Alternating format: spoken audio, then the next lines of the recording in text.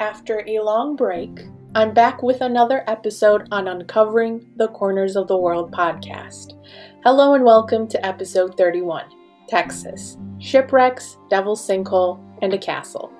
I'm your host, Karina Kosmala. Using research and my personal experiences where I actually set foot in some of these places, I'll be describing some of the unknown attractions in both the US and around the world. On the last episode, we toured the Alamo, a fort that was home for the Spanish missionaries, a key place for the Battle of the Alamo, and a home for the Confederate soldiers, all at different points in history. Then we drove to the Stockyards National Historic District to see the longhorn cattle before we stopped at Mustang Island State Park on Mustang Island. We're back in Texas this week to search for more attractions. On the last episode, we stopped on Mustang Island. Today we're traveling south from Mustang Island along the Gulf of Mexico to Padre Island. It's known as the longest natural barrier island at 113 miles long. Padre Island starts at the end of Mustang Island and stretches all the way to Port Isabel, towards the end of the Texas border before Brazos Island. This barrier island is divided into both North Padre Island, where the Padre Island National Seashore is, and South Padre Island. North Padre Island does share part of Mustang Island State Park, while 70 miles of coastline beaches are part of the Padre Island National Seashore. Padre Island National Seashore is located at 2420 Park Road 22, Corpus Christi, Texas. Although today it might feel like you're stepping into the wilderness because of its undeveloped beaches and natural habitat, this island was once owned by 4 nations and had different names too. North Padre Island was also called at one point in time La Isla Blanca, which means White Island, and Isla de los Maquitas means Island of the Maquitas, which was the group of indigenous people known as the Carancava. The 4 nations that owned Padre Island included Spain, that owned it when they discovered the island up until 1820, where after the Mexican Revolution in 1820, Mexico owned the island. The Republic of Texas owned the island after 1836, up until 1848 after the war with Mexico. Padre Island is also known for the April 1554 shipwrecks. 3 Spanish cargo ships, called the Santa Maria de Yacar, the Espiritu Santo, and the San Esteban, were battling a storm when the storm destroyed all 3 ships. The only Spanish ship that made it out of the storm was San Andres. The San Andres ship reached Havana, but it was in poor shape that it was no longer used for cargo after that.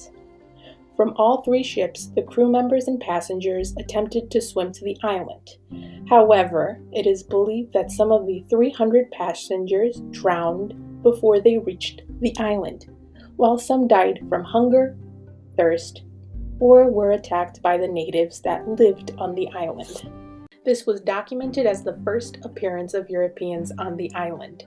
Some of the cargo that was discovered from the ships included astroblades, which are tools used to make astronomical measurements, and coins.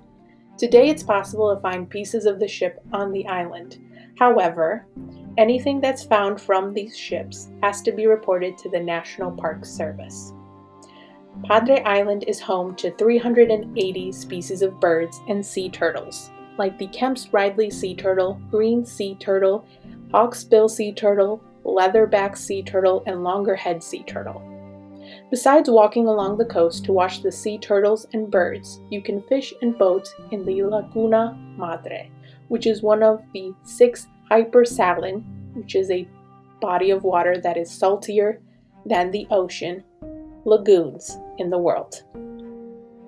Our next stop is in Edwards County, northeast of Rocksprings, and it's to see Texas's 5th deepest cave. Deep into the dark, past the 50 feet wide and 140 feet long shaft, is a cavern that is 350 feet deep. It's known as the Devil's Sinkhole at the Devil's Sinkhole State Natural Area. There is a story that I found that says in 1867, pioneer Ammon Billings found the cavern and named it the outlet to hell, the Devil's Own Sinkhole. While the first recorded person to climb into the sinkhole was H.S. Barber, who carved the date October 19th, 1889 as the date that he found the cave. He carved the date into a rock that's sitting at the bottom of the cavern. In the 1920s, workers constructed a ladder that wasn't too sturdy to climb down to the bottom of the cave and pick up bat excrement, to then use as fertilizer and as a chemical component for gunpowder. In the 1970s, the cave made it to the National Registry of Natural Landmarks. Today, visitors can take a guided tour of the cavern on a platform that is above ground. They can glance into the cavern and see 3 million Mexican free-tailed bats that live inside. These bats live in the caves from summer until October and eat moths and beetles, and it's estimated to be around 30 tons each night.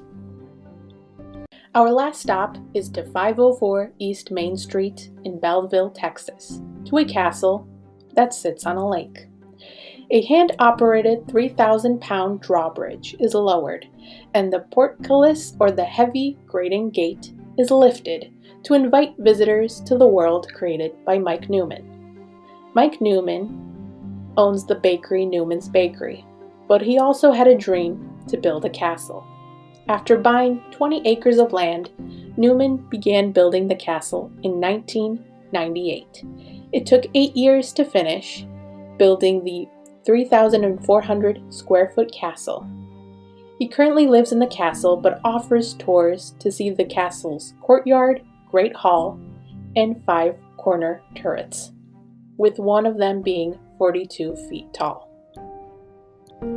Thank you for listening to this week's episode 31 on Texas. To learn more about Padre Island, be sure to visit the National Park Service website and the Texas State Historical Association Handbook of Texas website about the Padre Island Shipwrecks. While to learn more about the South Padre Island, be sure to visit sopadre.com.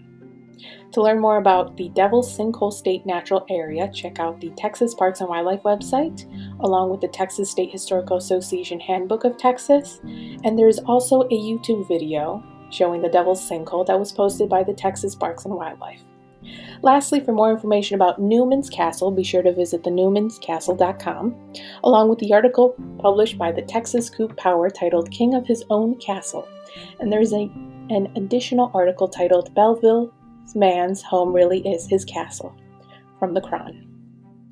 Be on the lookout for a new episode next week on Uncovering the Corners of the World podcast.